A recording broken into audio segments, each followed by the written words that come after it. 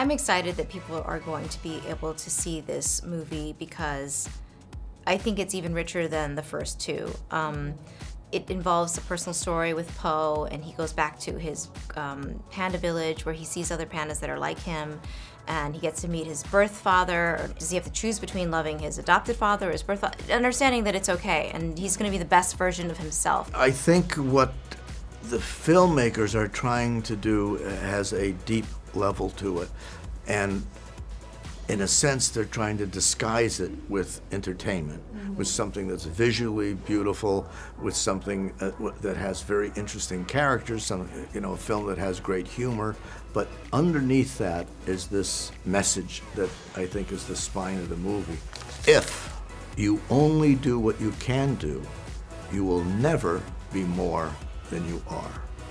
And I think that's the message. There's so much going on in this movie, and yet it's a really cohesive story, which often, animation or live action features, it's hard to, especially as you do a sequel and then another sequel, and you keep, let's add this, let's add that, and sometimes it feels like, okay, you tried to add too much, Yeah. But to me, they did a great job of keeping this, a very cohesive and multi-layered story.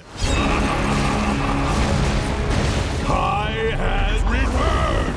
Who? The Master of Pain, Beast of Vengeance, Maker of Widows.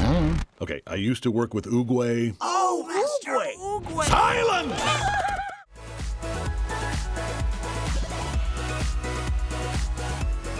It has gotten easier, and it's because I'm more familiar with it. I understand that, when you watch the movie afterwards, you think, oh, okay, I could have done this or I could have done that. You have to think big when you do something like that. And when you're in a booth, you're just sort of thinking small, but you have to really think big. And you're more comfortable just working with the director on your own with the lines as opposed to with other actors. And that's something that you become more and more comfortable with as you go. Eventually, there's a lot of screaming and yelling for almost all the characters, because we're all doing kung fu fighting. So yeah, then they keep those sessions pretty short because after a while, you've been screaming and yelling and hitting and being hit and all that. After a couple hours, your voice gets a little worn out. I've seen people that are very good at it, and not in necessarily films, but just in voiceovers. I mean, I've tried out for them, whether it's Apple or those things. They never call me back for a second audition. I mean, I'm so flat. And I watch these guys, I say, who is that? That's Liam Neeson. Who is that? I mean, they're good. They have a sense of the music of it. But I have good directors and good producers who stand in front of me and say, can you do it again this way, that way?